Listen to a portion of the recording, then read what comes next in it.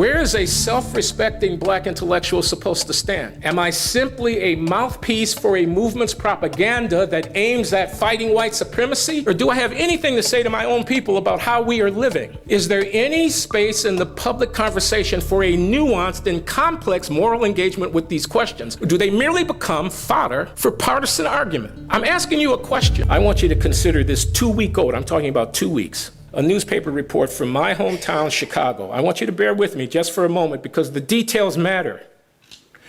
We have to look them squarely in the face. I quote from the Chicago Tribune.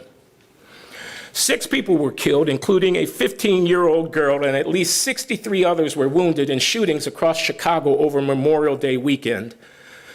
That's one city. That's one weekend. The total number of people shot during the weekend this year surpassed the 2015 holiday when 55 people were shot, 12 fatally, over the Memorial Day weekend that year. The most recent homicide happened late Monday in the Washington Park neighborhood on the south side. Officers responding to a call of shots fired at 11 p.m. found James Taylor. He has a name. He has a name. Can we say his name? James Taylor, lying on the ground near his vehicle on the 5100 block of South Calumet Avenue, according to the Chicago Police and the Cook County Medical Examiner's Office. Taylor lived about a mile and a half away at the 6500 block of South Ellis. He had been shot in the chest and was pronounced dead at the scene, authorities said. Witnesses at the scene were not cooperating with detectives. About the same time a man was shot to death, I continue to read from the news report, in the West Rogers Park neighborhood on the north side. Officers responding to a call of shots fired at about 11 p.m. found 39-year-old Johan John lying in a gangway in the 6400 block of North Rockwell, authorities said. John, who lived in the 100 block of North Ashland in Evanston, was shot in the neck and taken to the Presence St. Francis Hospital in Evanston, where he was later pronounced dead, authorities said. Police said he was 25 years old. A source said the shooting stemmed from a dispute between 2 women. One of them has a child with the man, and the other was his girlfriend.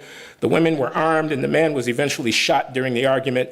No weapons were recovered from the scene. Finally, about 5:20 p.m. on Saturday, a man was shot to death in the Fuller Park neighborhood on the south side. Gavin Whitmore, 27, was sitting in the driver's seat of a vehicle with a passenger, 26-year-old Ashley Harrison, in the 200 block of West Root Street, when someone walked up to the vehicle and shot him in the head, according to the police and the medical examiner's office. Whitmore of the 5800 block of West 63rd Place was pronounced dead at the scene at 5:29 p.m., authorities said.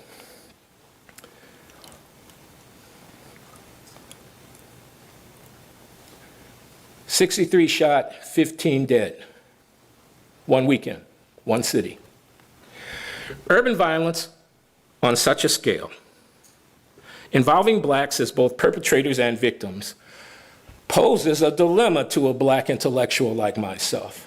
On the one hand, as the Harvard legal scholar Randall Kennedy has observed, we elites need to represent the decent, law-abiding majority of African Americans who cower fearfully inside their homes in the face of such violence. And we need to do this not simply to enhance our group's reputation, as in some politics of respectability, but also as a precondition for our own dignity and self-respect. On the other hand, we elites must counter the demonization of young black men in which the majority culture has for some time now been feverishly engaged. Even as we condemn them for degrading their community, we cannot but view with sympathy the plight of the many poor youngsters who are not incorrigible, but who have committed crimes. We must wrestle with the complex historical and contemporary causes, internal and external, to the black experience that account for this pathology. I mean, there's no way around it. This is pathology. It's not okay. This behavior is not okay. The fact that you can adduce sociological and psychological explanations of it does not resolve the moral question. Where is an intellectual supposed to stand? Where is a self-respecting black intellectual supposed to stand? Am I simply a mouthpiece for a movement's propaganda that aims at fighting white supremacy? Or do I have anything to say to my own people about how we are living? Is there any space in the public conversation for a nuanced and complex moral engagement with these questions?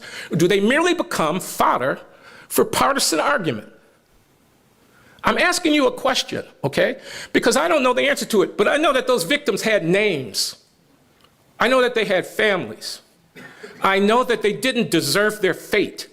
So we have to wrestle with the complex historical and contemporary causes, internal and external to the community, but at the same time, we have to insist that despite these causal factors, each black youngster has the freedom to choose a moral way of life, and we have not to lose sight of what a moral way of life consists in. This, too, is necessary for the black community's dignity and self-respect. This dilemma is made all the more difficult by the reaction of the wider public to the threat posed by young black males in the cities. Many are frightened by and disgusted with the violent criminal behavior that, with reason, they associate with inner-city blacks. Their fear and disgust have bred contempt, and that contempt has in turn produced a terribly remarkable degree of publicly expressed disrespect and disdain. It is no exaggeration to say that black youngsters in the central cities have been demonized in the popular mind as have no other group in recent American history. What was once whispered is now openly shouted. One conservative critic could even be heard recently to opine about, to declare about white opinion, the criminal and irresponsible black underclass represents a revival of barbarism in the midst of Western civilization. Whatever objective basis there may be for such a harsh statement, there is more than a hint of racism in the relish with which some have taken up this newly liberated discourse. No reflective black American, certainly not this one, can fail to be alarmed by such rhetoric. What, for example, might the majority be expected to do, having discovered a malignant barbarism in its midst? There can be little doubt that blacks, even those living in dangerous communities, are deeply ambivalent about the trend toward increased incarceration of young black men. Those wreaking havoc are the brothers, lovers, and sons of law-abiding residents in these same districts. For most residents of such communities, the desire for retribution is tempered by identification with the perpetrators. There, but for the grace of God, go I, or my husband, or my son.